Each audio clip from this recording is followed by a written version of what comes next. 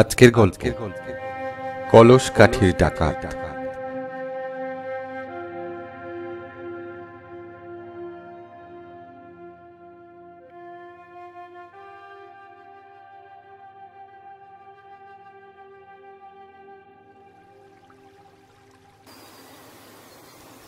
অস্তাচলে যেতে বসেছে দিনের সূর্য।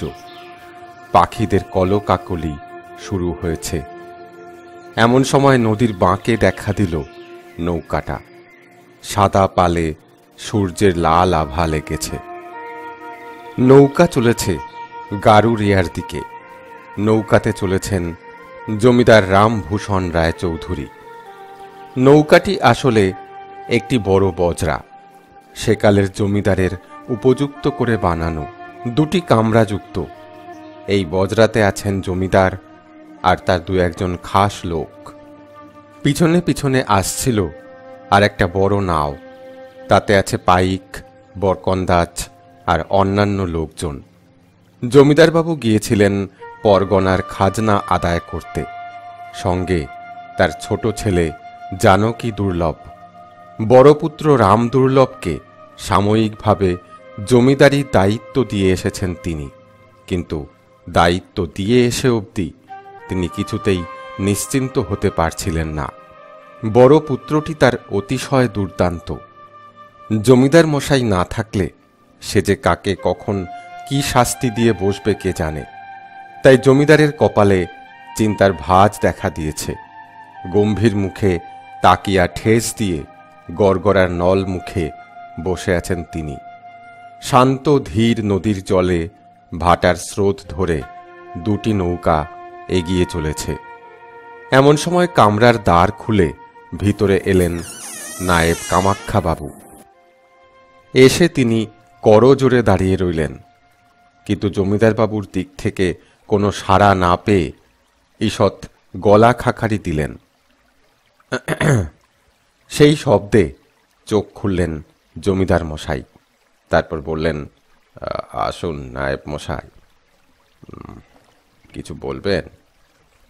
আগে কর্তা মশাই, ওই সন্ধ্যা তো নেমে এলো, পথ এখনো অনেকটা বাকি। আজ কোথাও নৌকো লাগালে ভালো হতো না? রাত বিরেতে এ নদীতে আজকাল মাঝে মাঝে জল ডাকাতি হচ্ছে বলে খবর পাচ্ছি। জমিদার মশাই একটু চিন্তিত মুখে কিছুক্ষণ ভাবলেন। তারপর তিনি বললেন, কে এসব ডাকাতির মূলে আছে আপনি জানেন নায়েব মশাই? এই কে কর্তা, ওই শুনতে পাই ওই পুরনো পাইকদের সর্দার লোচনের ছেলে হরি, ও নাকি এখন ডাকাতের দল খুলেছে। ওই কলুসকাঠি এলাকায় কোনো এক বনের মধ্যে তার ঘাঁটি। কিন্তু এইখানেও সে মাঝে মধ্যে হানা দেয়। নায়েব মশাইয়ের কথায় এবার জমিদার বাবু কিছুটা চিন্তিত হলেন। তারপর বললেন, আমাদের পাইক বরকন্দাজেরা তাহলে কি করতে আছে? আজ থামা যাবে না। ওদিকে সব ফেলে এসেছি। আমার জ্যেষ্ঠ পুত্রটিকে তো জানেন, একেবারে বেপরোয়া স্বভাবের। এখন থেকেই ওর জমিদারির দিকে লোভ। ছোট ভাইটিকে একেবারে পছন্দ করে না। আমি চোখ বুঝলে আমার জানকী দুর্লভের কপালে যে কি আছে ভগবানই জানেন। একটু চুপ করে থেকে নায়েব মশাই আবার বললেন, আগে আমাদের ছোট বাবুকে নিয়ে চিনতে কিসের? সেই ছোট্টবেলা থেকেই তো উনি ওই লাঠি খেলা, বল্লম ছোড়া, কুস্তি লড়া এইসব করতেছেন। লাঠি খেলায় ওনার মতন হাত এতলাটের কজনের আছে কন্ত কর্তা? আর ছোট বাবুর মনটিও নরম, ব্যাবাক প্রজারা ওনারে ভালোবাসে। সেই জন্যই তো আমার চিন্তা আরও বেশি, বললেন জমিদার মশাই। সেই কারণেই তো বড় কুমারের ওপর হিংসা। কেউ না বললেও আমি বুঝতে পারি ছোট ভাইকেও একেবারেই পছন্দ করে না। শুধু আমার চোখ বোঝার অপেক্ষা। ওর এই দুর্দান্ত স্বভাবের জন্যই আপনাদের রানীমা একটু তাড়াতাড়ি ওর বিবাহ দিলেন। মা দুর্গার মতন বউ এলো ঘরে, কিন্তু তাতেও কিছু হলো না। সবই অদৃষ্ট। সে যাকে, যত তাড়াতাড়ি সম্ভব নাও চালাতে বলুন। যেভাবে হোক কাল দুপুরের মধ্যেই আমাকে গারুরিয়া পৌঁছতেই হবে। ওর হাতে সব ফেলে এসেছি, এখন দেরি আর করা যাবে না। নায়েব মশাই ঈষৎ ক্ষুণ্ণভাবে নৌকার কামরা ছেড়ে প্রস্থান করলেন। তারপর তিনি গিয়ে বজরার ছাতে উঠলেন। সেখানে পাইকদের সর্দার লক্ষণ অন্যদের সাথে বসে হুকো টানছিল আর মশকরা করছিল। নায়েব মশাইকে দেখে শশব্যস্ত হয়ে হুকো সরিয়ে উঠে দাঁড়ালো। নায়েব একবার সবার দিকে তাকিয়ে দেখে নিয়ে বললেন, খুব হুঁশিয়ার হয়ে থাকি সবাই, কর্তার হুকুম আজ রাইতে থামা চলবে না, সবাই জেগে থাকবি। ওই লাউয়ের সবাইকেও জানিয়ে দে, হরে ডাকাত যদি লাউয়ে হামলা করে তাহলে তার টুটি টিপে মারবি।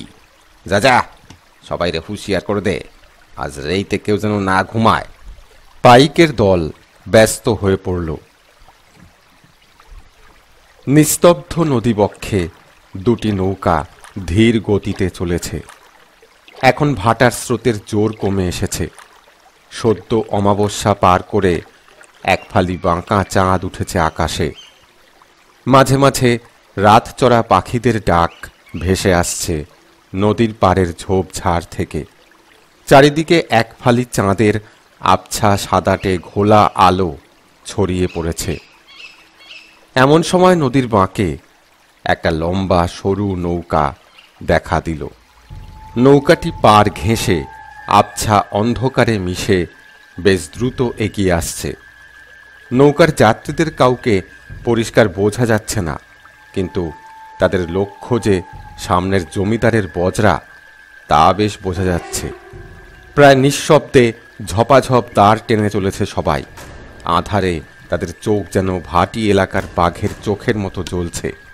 প্রায় নিঃশব্দে চাপা গলায় সেই নৌকার একজন বলে উঠল, পীতাম্বর, সব হাতিয়ার তৈয়ার আছে তো?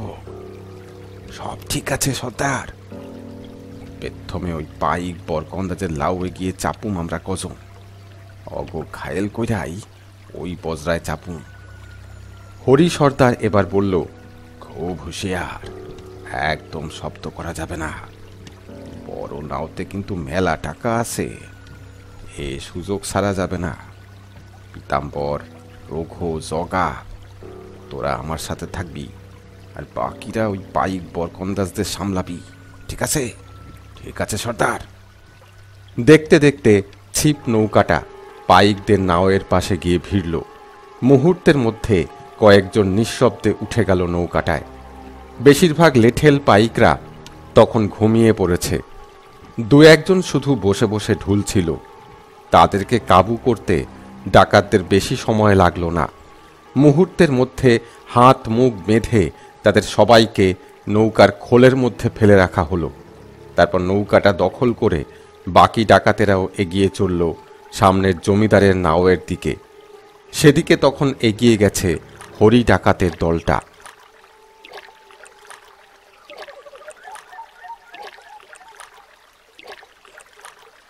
কি একটা রাতচরা পাখির ডাকে ঘুমটা ভেঙে গেল ছোট কুমার জানকী দুর্লভের।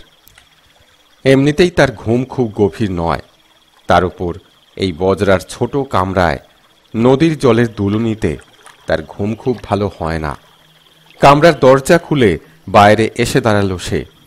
ভাটির স্রোতে নৌকো এগিয়ে চলেছে।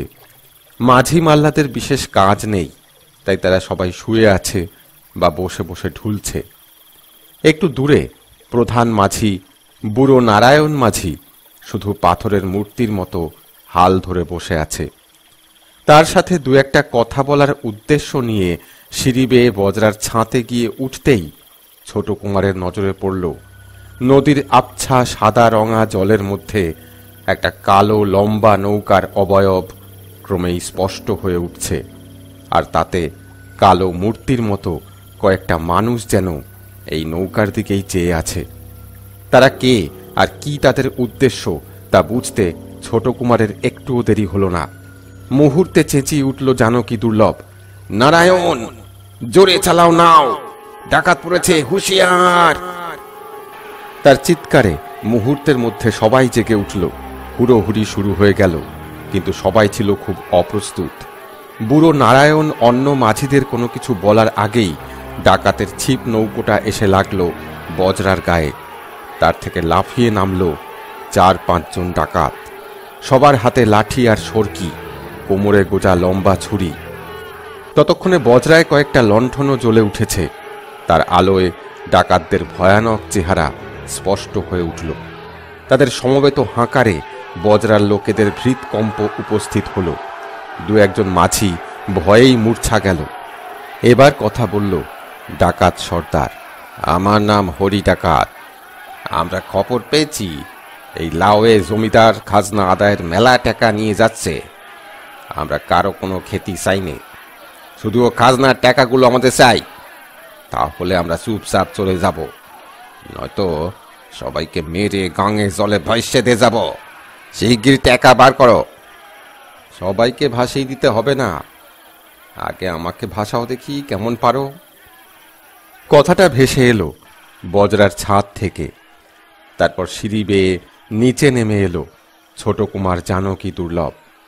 তার হাতে একটা চকচকে পাঁকা বাঁশের লাঠি। হরি ডাকাত একবার তাচ্ছিল্যের ভঙ্গিতে তার দিকে তাকিয়ে দেখে বলল, তুই কে রে? সুসর গোলাম চামচিকে অকালে মরার স্বাদ হয়েছে বুঝি? যা, কলুস কাঠির হরি ডাকাত যার তার সাথে লড়াই করে না। সময় থাকতে সরে যা, নয়তো মরবি। এমন সময় পাশ থেকে নায়েব মশাই বলে উঠলেন, তুই সেই লোচনের বেটা হরে না? বাপ ছিল পাইক আর তুই কিনা ডাকাত হয়েছিস। আমাদের ছোট বাবুকে হেলা ফেলা করিস না, একবার লড়েই দেখ না, পালাতে পথ পাবি না রে বেটা। এবার হরি হুঙ্কার দিল, আরে যা, এমন কত দেখলাম।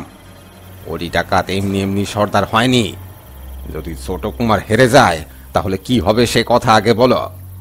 এবার ছোট কুমার কথা বলে উঠল, তাহলে নাওয়ে যা আছে সব তোর, আর যদি তুই হেরে যাস তাহলে কি হবে? হেসে উঠল হরি ডাকাত, যদি আমি হেরে যাই তাহলে এই লাঠি আমি তোমার পায়ের কাছে লামিয়ে রাখবো। তুমি হবে আমার গুরু, ঠিক আছে? ঠিক আছে।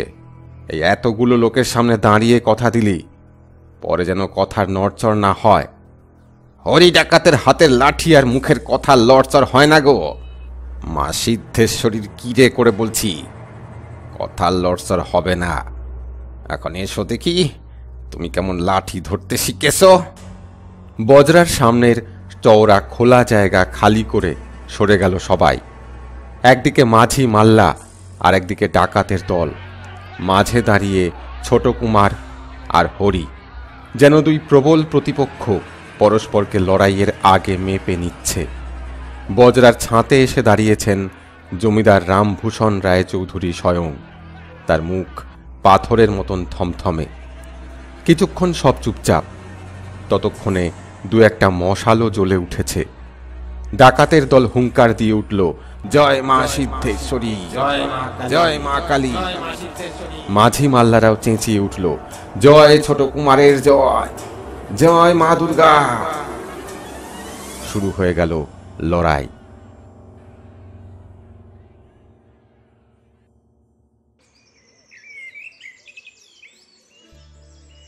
সন্ধ্যার এই সময়টা প্রাসাদের ছাদেই কাটায় রানী ভবানী। পশ্চিম আকাশে লাল আলোর আভা ছড়িয়ে সূর্য অস্ত যেতে থাকে। নদীর দিক থেকে ঠান্ডা বাতাস বয়ে যায়। পাখিরা বাসায় ফিরতে থাকে। বিরাট খোলা ছাদের এ প্রান্ত থেকে ও প্রান্তে কিছুক্ষণ ধীরে ধীরে পায়চারি করে বেড়ায় বউরানী। আসলে বড় বউরানী হলেও ভবানীর বয়স এখনো বেশ কমই বলা যায়। অল্প বয়সেই জমিদার রামভূষণের জ্যেষ্ঠ পুত্রবধূ হয়ে যাওয়ার মূল কারণ তার রূপ। রামভূষণ চেয়েছিলেন তার ছটফটে দুরন্ত প্রকৃতির বড় পুত্রটিকে বিবাহ দিয়ে কিছুটা সংসারমুখী করে তুলতে, কিন্তু তার উদ্দেশ্য পুরোপুরি সফল হয়নি। যতই বড় হয়েছে ততই আরও ক্রোধী আর ক্ষমতালোভী হয়ে উঠছে সে। এমনকি জমিদারিতে সে ছোট ভাইটিকেও আজ আর পছন্দ করে না। শোনা যায় ইদানিং সে নিজস্ব একটি লেঠেল বাহিনীও বানিয়ে ফেলেছে। সে যে কখন কি করে বসবে তার ঠিক নেই। তাই কনিষ্ঠ পুত্রটিকে জমিদার রামভূষণ ইদানিং কাটতে হাতছাড়া করতেই সাহস করেন না। কিন্তু কনিষ্ঠ জানকী দুর্লভ অন্য প্রকৃতির মানুষ। তার সাথে রানী ভবানীর সম্পর্কটা অনেকটা ছোট ভাইয়ের মতো। অল্প বয়সে পিত্রালয় ছেড়ে আসার পর এই দেবরটির সাথেই তার কথাবার্তা আর হাসি তামাশা করেই সময়টা কাটত। কিন্তু এখন সে অন্য মহলে চলে যাওয়ায় আর জমিদারির কাজে ব্যস্ত হয়ে পড়ায় দুজনের দেখা সাক্ষাৎ আর বিশেষ হয় না। আজ এই সন্ধ্যাবেলায় সূর্যাস্তের রাঙা আকাশ দেখতে দেখতে ভবানীর খুব মনে পড়ছিল ছোটকুর কথা। ছোট কুমারকে সে ছোটকু বলেই ডাকে। বেশ কিছুদিন যাবৎ সে বাড়িতে নেই। জমিদারির খাজনা আদায়ের কাজে শ্বশুরমশাই তাকে সঙ্গে করে নিয়ে গেছেন দূরবর্তী কোনো পরগনায়। ফিরতে হয়তো দেরি হবে। এসব ভাবতে ভাবতে ছাদ থেকে নেমে আসছিল ভবানী। সিঁড়ির মুখে একটা ছোট ঘর দীর্ঘদিন তালাবন্ধ অবস্থায় পড়ে আছে। এটা জমিদার বাড়ির গুপ্ত মন্ত্রণা কক্ষ। কোনো বিশেষ আলোচনা থাকলে রামভূষণ এ ঘরে এসে বসতেন। এ মহলের সব ঘরগুলোর থেকে আলাদা এই ঘরটা, তাই এই ঘরে নিশ্চিন্তে কথাবার্তা বলা যায়। কিন্তু বয়স হওয়ায় ইদানিং তিনি আর ছাদে উঠতে পারেন না, তাই ঘরটিও ফাঁকাই পড়ে আছে। আজ এই ঘরের জানলা দিয়ে অতি ক্ষীণ একটা আলোর রেখা দেখা যাচ্ছে কেন? ভবানী বিস্মিত হল। দু পায়ের নুপুরগুলো একটু টেনে উঁচু করে নিল যাতে শব্দ না হয়। তারপর পা টিপে টিপে দরজার কাছে গেল। আশ্চর্য, এ ঘরের দরজায় কুলুপ আঁটা ছিল এতদিন, এখন তা খোলা কেন? নিঃশব্দে দরজায় কান পাতল ভবানী। ভিতরে কারা যেন খুব ফিসফিস করে কথাবার্তা বলছে। এরা কারা? কখন এলো এ ঘরে? ভবানী চেষ্টা করল কথাগুলো শোনার, কিন্তু এ কার গলা পাচ্ছে সে? এ তো তার স্বামী রামদুর্লভের গলা। সঙ্গে আরেকজন কেউ আছে। খুব গোপনে কিছু সলা পরামর্শ চলছে। সবকিছু শুনতে না পেলেও জানকী দুর্লভের নাম আর মেরে ফেলা আর আগুন লাগানোর কথা শুনতে পেল ভবানী। এর অর্থ তার কাছে পরিষ্কার হতে বেশি সময় লাগলো না। তার স্বামী নিজের ছোট ভাইকে মেরে ফেলার চক্রান্ত শুরু করেছে। সম্ভবত ঘুমন্ত অবস্থায় ঘরে আগুন লাগানোর পরিকল্পনা চলছে। এখনই ছোটকুকে সাবধান করতে হবে। খুব দ্রুত পা টিপে টিপে সিঁড়ি দিয়ে নেমে এলো ভবানী। এখন কি করা যায়?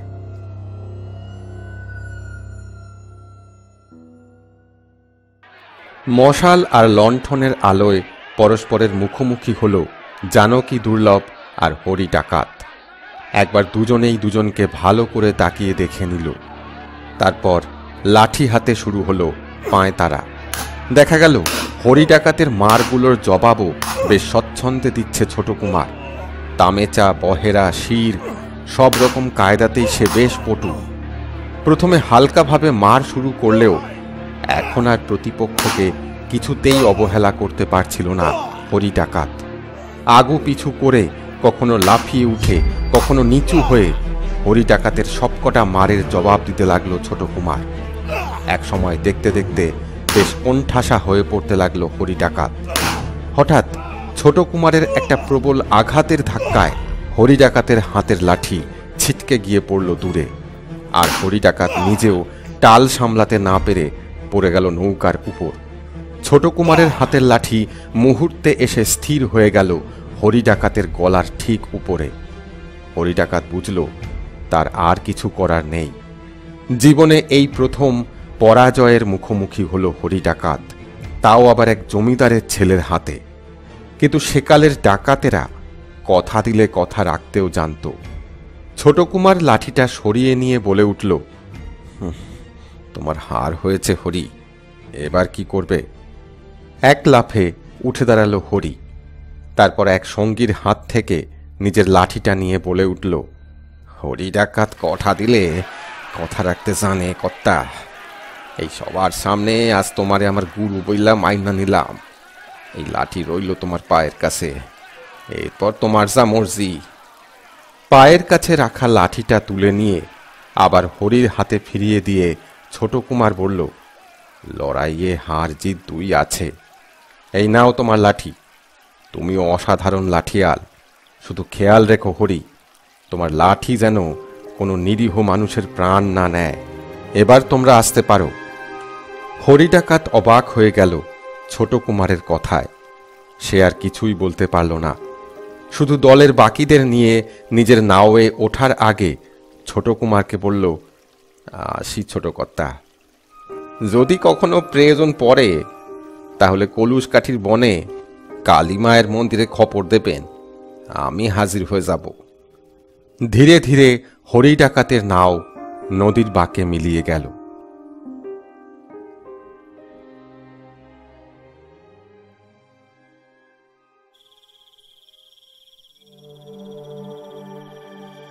ছাদ থেকে দ্রুত নেমে এলো বউরানী ভবানী। এখন সে কি করবে বুঝতে পারছে না। কিছু একটা করা দরকার। যেভাবেই হোক ছোটকুকে খবরটা দিতেই হবে, না হলে সর্বনাশ হয়ে যাবে। কিন্তু কাকে বিশ্বাস করবে সে? এত বড় জমিদার বাড়িতে তার চলাফেরার জায়গা খুবই সীমিত, কথা বলার লোকও খুব কম।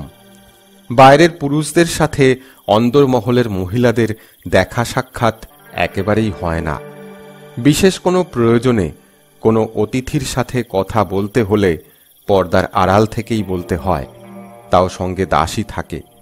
কিন্তু এই ষড়যন্ত্রের কথা ছোটকুকে জানাতে হলে বাইরের কারো সাহায্য লাগবেই। কি করা যায়? উদ্বিগ্ন হয়ে ভাবছিল বউরানী। হঠাৎ নজর পড়ল বাড়ির পুরোহিত বৃদ্ধ ভট্টাচার্য মশাই বারবাড়ির দিক থেকে অন্দরের মন্দিরে সন্ধ্যার পুজো ও ঠাকুর শয়ন করাতে আসছেন। এই তো উপায় হয়েছে। জয় মা দুর্গা! ভবানী দ্রুত অন্দরের মন্দিরের দিকে চলল। ভট্টাচার্য মশাইয়ের বাড়ি অভয়পুর গ্রামে। বউরানী জানত যে ওই গ্রামে ছোটকুর এক বন্ধু আছে, যাকে জানালে কাজ হবে বলেই মনে হয়। মন্দিরে তখন সন্ধ্যাহ্নিক চলছিল। বাড়ির বউ মন্দিরে যেতেই পারে, বাধা বিশেষ নেই। এক হাতে জ্বলন্ত পঞ্চপ্রদীপ আর এক হাতে ঘণ্টা বাজিয়ে এক মনে আরতি করছিলেন ভট্টাচার্য মশাই লক্ষ্মীনারায়ণের মূর্তি সামনে। অনেকক্ষণ ধরে আরতি করে ঠাকুর শয়ন করিয়ে পিছন ফিরলেন ঠাকুর মশাই। ফিরেই জীবন্ত লক্ষ্মী প্রতিমার মতন বউরানী ভবানীকে দেখতে পেলেন। সে হাত জোর করে দাঁড়িয়েছিল। বউরানী এ সময় কখনো মন্দিরে আসে না। আজ তাকে দেখে একটু অবাকই হলেন ভট্টাচার্য মশাই। বললেন, এ কি মা, তুমি এ সময়? ভবানী পুরোহিত মশাইকে প্রণাম করে বলল, আপনার আরতি দেখতে খুব ইচ্ছে করছিল ঠাকুর মশাই, তাই একটু এলাম। ঠাকুর মশাই খুশি হয়ে বললেন, তা বেশ করেছ মা, আসবে বই কি। তবে কি জানো মা, ওই আগের মতো চোখে তো ভালো দেখতে পাই না। এখন আর ঠাকুরের চোখ মুখ ভালো দেখতেই পাই না। শরীরেও তেমন বল নাই। নয়তো এমন দিন গেছে যে ওই ঘন্টার পর ঘন্টা সন্ধাননিক করেছি, তাও মনে হয় মন ভরল না। ভবানী এবার জিজ্ঞেস করল, আচ্ছা ঠাকুর মশাই, আপনার বাড়ি তো অভয়পুর গ্রামে, তাই না? হ্যাঁ মা, এখান থেকে ক্রোশখানেক দূরে, ওই নদীর ধার দিয়ে সোজা পথ। আপনার গ্রামে রামগোপাল নামে ছোট কুমারের এক বন্ধু আছে বলে শুনেছি, আপনি তাকে চেনেন? কেন চিনব না মা, খুব চিনি। আমার বাড়ি 2-3টে বাড়ির পরেই তো ওদের বাড়ি। ছোট কুমার তো মাঝে মধ্যে ওদের বাড়িতে গেছে।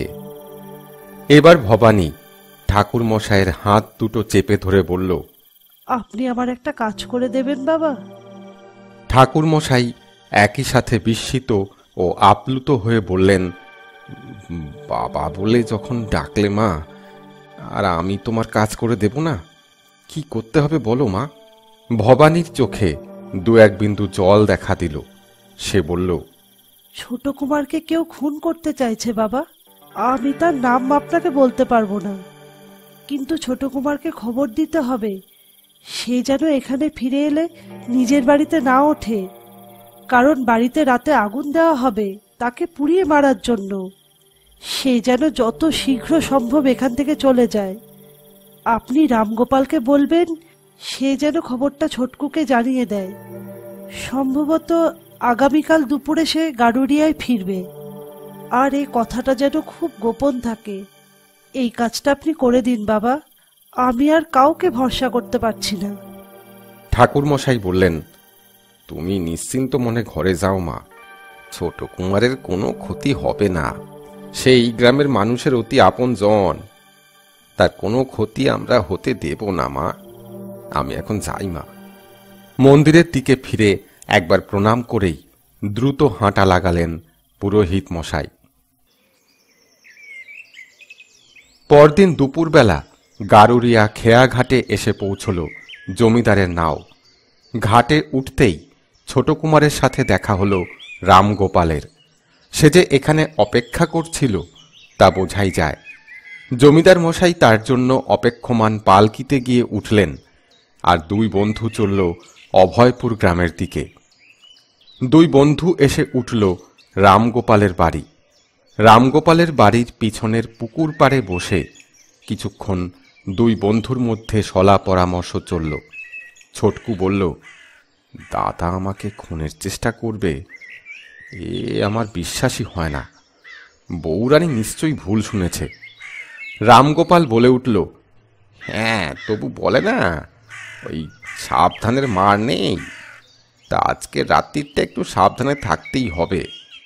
আজ তোমার মহলে নাইবা গেলে রাত্রিটা আমার বাড়িতেই থেকে যাও না। কিন্তু আজ যদি আমার বাড়িতে না যাই, তাহলে যদি কেউ ষড়যন্ত্র করেই থাকে, তাহলে তারা টের পেয়ে যাবে যে আমি বুঝতে পেরে গেছি। তার চাইতে একটা কাজ করলে হয় না? কি কাজ? জিজ্ঞাসা করল রামগোপাল। তারপর দুই বন্ধুতে অনেকক্ষণ বসে কথাবার্তা হলো। অবশেষে একদম বিকেলের দিকে পালকিতে চড়ে নিজের মহলে ফিরে এলেন ছোট কুমার জানকী দুর্লভ। যে দুজন ভিখারি গোছের লোক রাস্তার অদূরে বসে তার বাড়ির ওপর নজর রাখছিল, তারাও নিশ্চিন্ত হয়ে খবরটা দিতে চলল বড় কুমারকে। তখন গভীর রাত। ছোট কুমারের মহলের বাইরে পিছনের দিকের দরজায় হাজির হয়েছে দুটি মানুষ। তাদের মধ্যে একজন অবিকল পেঁচার ডাক ডেকে উঠল। একটু পরেই খিড়কি দুয়ার খুলে বেরিয়ে এলেন ছোট কুমার। আপাদমস্তক কালো পোশাকে ঢাকা, ক্ষিপ্র হাতে দরজাটা বন্ধ করে দিয়েই তিনজনে রওনা দিলেন অভয়পুরের দিকে। মহলের কেউই জানতে পারল না যে ছোট কুমার বেরিয়ে গেছে। রাত আরও গভীর হতেই পিছনের বাঁশবাগানের ভিতর থেকে দু চারজন করে লোক কালো ছায়া মূর্তির মতন বেরিয়ে আসতে লাগলো। তাদের হাতে অনেকগুলি মশাল। কেউ কেউ হাতের পাত্রগুলো থেকে কিছু তৈলাক্ত পদার্থ ছুড়ে দিতে লাগলো বাড়িটার ছাদে, দরজা, জানলায়। তারপর সদর ও খিড়কি দুয়ারে কুলুপ এঁটে দিয়ে মশাল জ্বালিয়ে ছুটতে লাগলো বাড়ির ভেতর। কিছুক্ষণের মধ্যেই আগুনের লেলিহান শিখা দাউ দাউ করে গ্রাস করল পুরো মহলকে। দেখতে দেখতে লোকজনের চেঁচামেচি শুরু হয়ে গেল। গ্রামবাসীরা ছুটে এলো, কিন্তু প্রচণ্ড আগুনের তাপে কেউ এগোতেই পারল না। ছোট কুমারের জন্য সবার মধ্যে হাহাকার পড়ে গেল।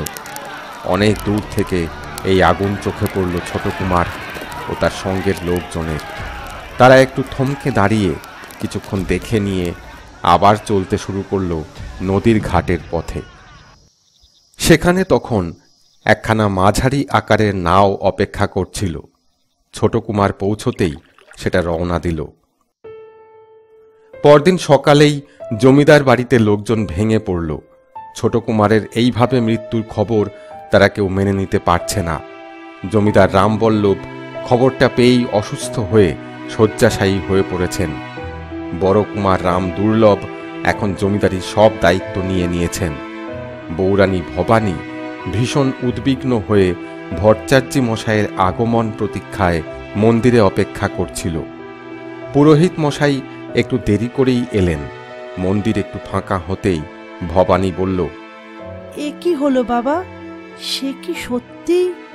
কথাটা সে আর শেষ করতে পারল না। তার চোখে জল এসে গেল। ভট্টাচার্যী মশাই হাত তুলে তাকে আশ্বস্ত করলেন, বললেন, চিন্তা করো না মা, সে সম্পূর্ণ সুস্থ আর নিরাপদেই আছে।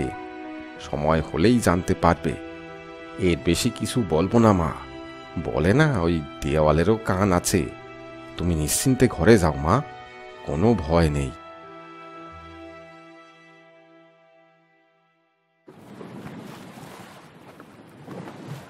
নদীর জল কেটে দ্রুত এগোচ্ছিল নৌকাটা। ছইয়ের ভিতরে বসেছিল ছোট কুমার আর রামগোপাল। রামগোপাল বলল, এখন কি করতে চাও জানো কি? কোথায় যাবে কিছু ঠিক করলে? জলের দিকে আনমনে চেয়েছিল ছোট কুমার, জানো কি দুর্লভ। বন্ধুর কথা সবটা মনে হয় তার কানে যায়নি। রামগোপাল আবার বললেন, কি ভাবছো? ছোট কুমার বললেন, ভাবছি আমার বৌদিদির কথা। পরের বাড়ির মেয়ে, অথচ ঠিক যেন নিজের দিদির মতো। আর নিজের আপন দাদাকে দেখো, একবার বলতে পারলো না, আমি তো সম্পত্তি চাইনি। আমি শুধু চেয়েছিলাম প্রজাদের ভালো হোক। রামগোপাল বলে উঠল, ওইটাই তো তোমার কাল হয়েছে। লোকজন তোমায় ভালোবাসে, সেটা তো ওনার সহ্য হচ্ছিল না। তুমি যদি লোকজন নিয়ে জমিদারি পুরো দখল করে ফেলো, সেই ভয়েই তো এই কাজটা করেছে। সে যাকে, এখন কি করবে কিছু ঠিক করলে কি? দাঁড়িয়ে উঠে ছইয়ের বাইরে এসে দাঁড়ালো ছোট কুমার। সবার দিকে তাকিয়ে বলল, আমিও গারুরিয়ার জমিদার বংশের পুত্র। অত সহজে আমি হার স্বীকার করব না, কিন্তু নিজের দাদার সাথে লড়াই দাঙ্গাও করতে পারবো না। আমি চাই গারুরিয়ার জমিদারির কাছেই আমার নতুন জমিদারির পত্তন করব। জায়গাও আমি ভেবে নিয়েছি, এখন শুধু বাদশার ফরমান প্রয়োজন। কিন্তু বাদশার ফরমান দিতে পারে কেবল একজন, ঢাকার শাসক আজিম উসান। তার সাথে যেভাবেই হোক আমাকে দেখা করতেই হবে। রামগোপাল বলল, কিন্তু বাদশার প্রতিনিধির সাথে দেখা করতে গেলে তো নজরানা দিতে হবে, সে তো অনেক টাকার ব্যাপার। আর এখান থেকে ঢাকায় যাওয়া, দেখা করার অনুমতি জোগাড় করা, তাতেও তো অনেক খরচ আছে। সে টাকা জোগাড় হবে কিভাবে? সে ব্যবস্থাও আমি ভেবে রেখেছি রামগোপাল, বলল ছোট কুমার। শোনো, তুমি হরি ডাকাতের নাম শুনেছ? মুখটা একটু শুকিয়ে গেল রামগোপালের। বলল, এ নদী পথে আবার ওসব নাম করা কেন? সে ডাকাত নয়, তাকে দিয়ে কি হবে? তখন ছোট কুমার রামগোপালকে হরি ডাকাতের সাথে তার মোলাকাতের সমস্ত ঘটনা খুলে বললেন।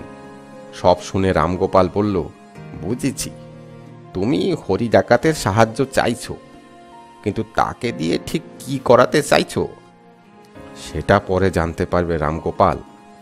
আপাতত কলুষকাঠির কালীর জঙ্গলের ওই পুরনো কালী মন্দির কোথায় আছে তাই খুঁজে বার করো। ওখানেই হরি ডাকাতের আড্ডা, সেখানে সবার আগে যাওয়া চাই। রামগোপাল বলল, সে খোঁজ পেতে কতক্ষণ, কিন্তু ভালো করে ভেবে দেখো হে, একজন ডাকাতের সাহায্য নেওয়া কি ঠিক হবে? বিষণ্ণ হাসি হেসে ছোট কুমার বলল, নিজের আপন দাদাই যখন শত্রু হয়ে গেছে, তখন একজন ডাকাত যে অনেক বিশ্বাসী হবে তাতে আমার কোনো সন্দেহই নেই। তুমি তার খোঁজ লাগাও, তারপর যা হবার তা হবে। রাত তখন অনেক। এক জীর্ণ কালী মন্দিরের সামনে কিছুটা খোলা জায়গায় জ্বলছে কয়েকটা মশাল। মন্দিরের ভিতর বিকট দর্শনা সিদ্ধেশ্বরী কালী মায়ের মূর্তি। অদূরে হাড়ি কাঠে তখনও বলির রক্ত লেগে আছে।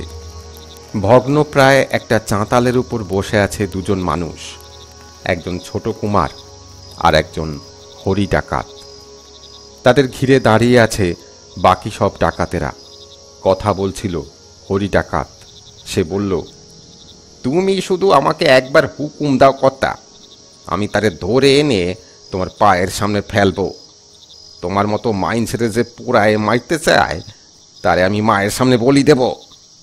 একবার তুমি শুধু হুকুম করো। না না হরি, সে হয় না। সে শুধু আমার দাদা নয়, তার সাথে আমার বৌদিদির জীবনও জড়িয়ে আছে। সে হয় না। আমি তোমায় অন্য একটা কাজ দিতে চাই। সে কাজে সফল হলে আমার নতুন জমিদারি গড়ে উঠবে এই কলুষ কাঠির বুকে, আর তোমারও লাভ হবে। আমার লাভ চাই না কর্তা। যেদিন তুমি আমারে কইছ ওই নিরীহ মাইনছেরে না মারতে, সেদিন থেকে আমি ভাবতেছি কি করা যায়। অনেক ডাকাতি করছি, আর ভালো লাগে না। তুমি এইখানে জমিদারি করবা, হ্যাঁ তো খুব ভালো কথা। আমরা সবাই ডাকাতি সাইরা তোমার পাইক বরকন্দাজ হমু, তোমার জমিদারি প্রাণ দিয়ে আগলাইমু। এখন আমারে কি করতে হইব? তীক্ষ্ণ চোখে তার দিকে তাকিয়ে ছোট কুমার বলল, তোমাকে আমার জন্য একবার ডাকাতি করতে হবে। কি কথা? ডাকাইতি করুন? কোনখানে? আমাদের জমিদার বাড়িতে, বলল ছোট কুমার। এইটা আবার কেমন তোর কথা কথা? বুঝলাম না। শোনো ভালো করে, আমি ঢাকায় গিয়ে সুবাদার আজিম উস শানের কাছে নালিশ জানাবো আমার দাদার নামে। তবে আমি দাদার ক্ষতি চাই না। আমি চাইব এইখানে এই কলুষ কাটিতে জমিদারি স্থাপন করতে, কিন্তু সুবেদারের নজরানা আর রাহা খরচ বাবদ অনেক টাকা দরকার। সুবেদারের দরবার টাকা ছাড়া নড়ে না, নিচ থেকে ওপর পর্যন্ত টাকা খাওয়াতে হবে। কাজে সুবেদার পর্যন্ত পৌঁছতেই আমার অনেক টাকা লেগে যাবে। তারপর তো তার নজরানা আছেই। এবার শোনো, সেদিন যে টাকা লুট করতে তুমি আমাদের নাওয়ে হানা দিয়েছিলে, সে টাকা এখন আমার দাদার জিম্মাতেই আছে, কিন্তু সে টাকার মালিক সে নয়। কাজে আমি চাই তুমি সে টাকা ডাকাতি করে এনে আমাকে দাও। তুমি না নিতে চাও, তোমার দলের লোকদের আমি সে টাকার ভাগ দেব। বাকি টাকা আমি সুবেদারের পিছনে খরচ করব, যাতে জমিদারি পত্তন করতে পারি। কিভাবে কোথায় হানা দেবে সব আমি বুঝিয়ে দেব। এখন বলো, তুমি এ কাজ করবে কি না? একটুও দেরি না করে হরি ডাকাত বলে উঠল, অবশ্যই করুম। তোমারে আমি গুরু বইলা মানছি, এই হবে আমার গুরু দক্ষিণা। কি কস্তরা? সবাই হাঁকার দিল, জয় মা কালী, জয় মা সিদ্ধেশ্বরী। জানকী দুর্লভ বলল, শুধু একটা কথা হরি। কথা? কি কথা? ওখানে আমার বৌদিদি আর অন্য মহিলারা আছে, তাদের যেন কোনো ক্ষতি না হয়। একটু চুপ হয়ে গেল হরি ডাকাত। তারপর বলল, আমি কেন? আমার দলের একজনও মাইয়া মানুষের গায়ে হাত দেওয়ার কথা ভাবতেও পারে না। আমরা মা কালীর ভক্ত, আমরা কি মায়ের জাতের গায়ে হাত তুলতে পারি? ডাকাতি করতে গেলে আমরা আগে তেনাগো কোনো ঘরে চইল্লা যাইতে কই। তারা চইল্লা গেলে আমাগো কেউ একজন সেই ঘরের বাইরে পাহারায় থাকে, যাতে ভুল কইরাও আমাগো কেউ সেই ঘরে না ঢুকতে পারে। তারপরে আমরা লুটপাট করি। কাজে তুমি নিশ্চিন্ত থাকো কর্তা, তোমার সিন্দুকের টেকা ছাড়া আমরা আর কিছু ছুঁইয়াও দেখুম না। এখন কবে যাইতে হইব?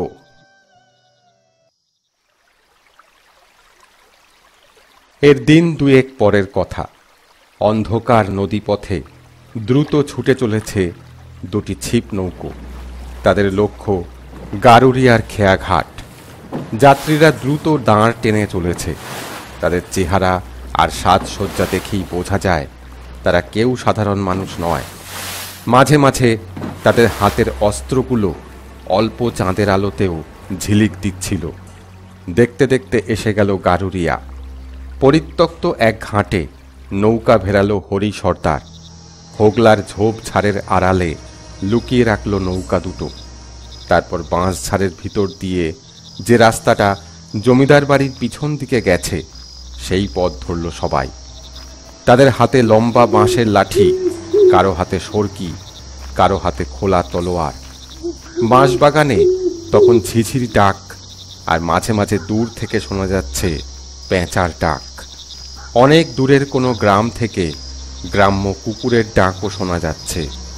কিছুটা হেঁটে যাবার পর জমিদার বাড়ির উঁচু পাঁচিল দেখা গেল। অন্ধকারে থমথমে হয়ে আছে বাড়ির খিড়কি দরজাটা। হরির ইশারায় দুজন রনপা চড়ে লাফিয়ে টপকে গেল পাঁচিল। তারপর ভিতর থেকে খুলে দিল খিড়কি দুয়ার।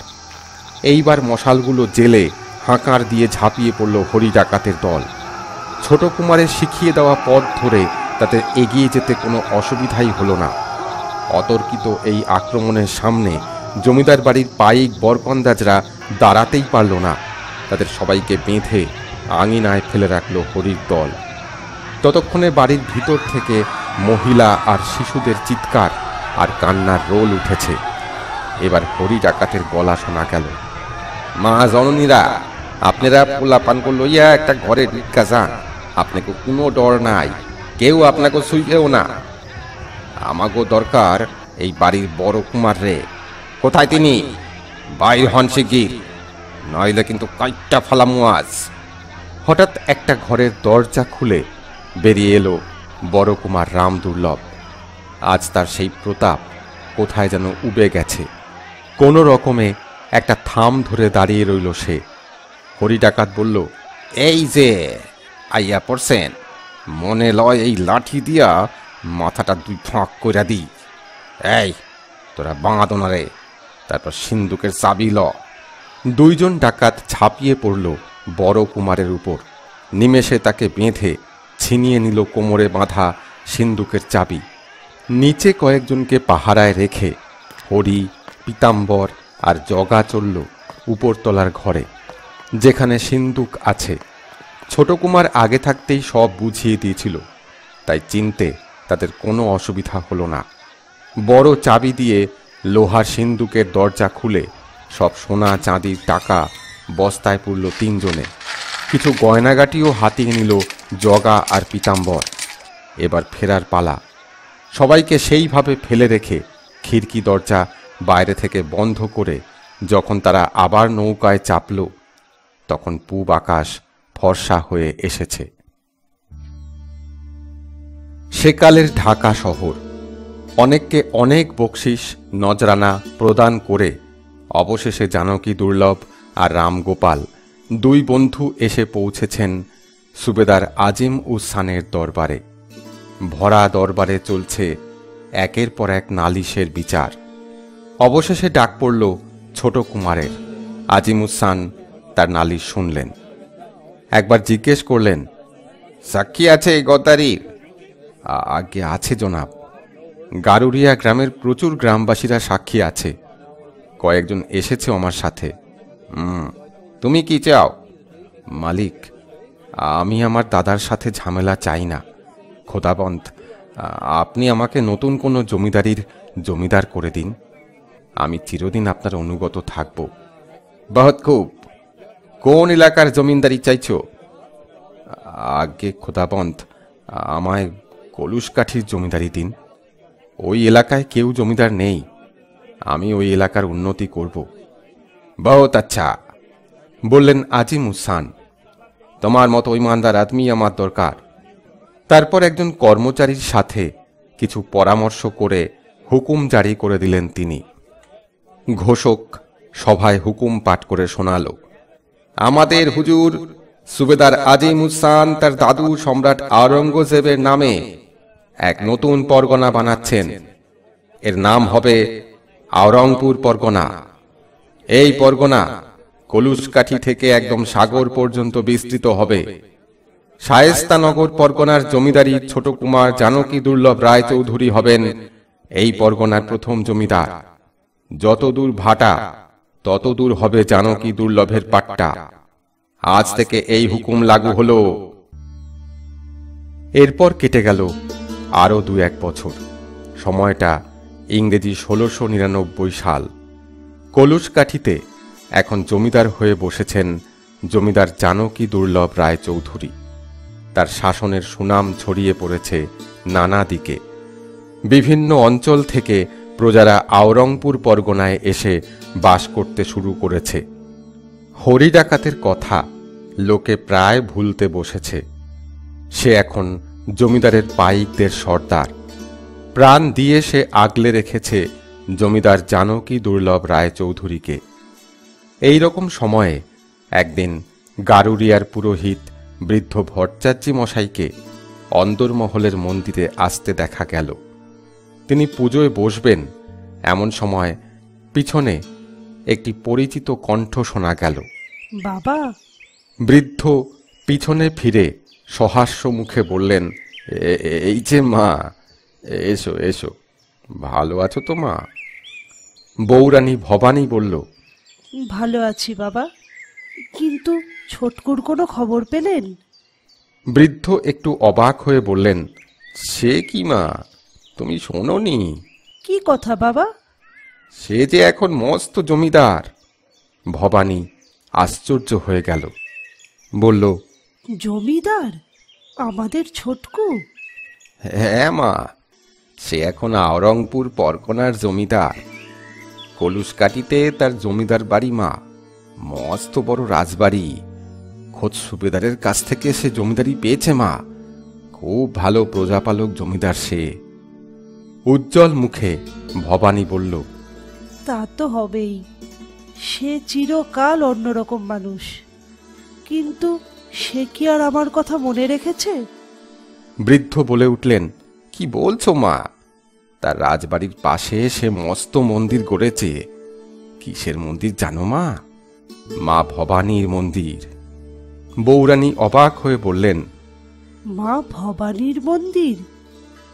সত্যি বলছেন বাবা? পুরোহিত বললেন, হ্যাঁ মা, সে মন্দিরে সবার অবারিত দ্বার। তুমিও গিয়ে দেখে আসতে পারো মা। ভবানীর মুখ একটু মলিন হয়ে গেল, বলল, তার হয়তো হবে না বাবা, দু তরফে আর তো যোগাযোগ নেই। জানি না ভবিষ্যতে দেখা সাক্ষাৎ আর হবে কিনা। তবে দেখা হোক আর নাই হোক, সে ভালো থাকুক। মা ভবানী তার মঙ্গল করুন।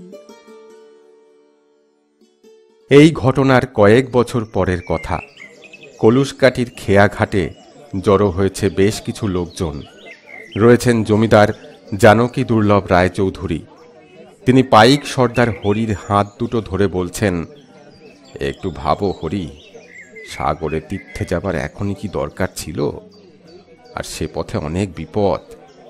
হরি সর্দারকে এখন আর চেনা যায় না।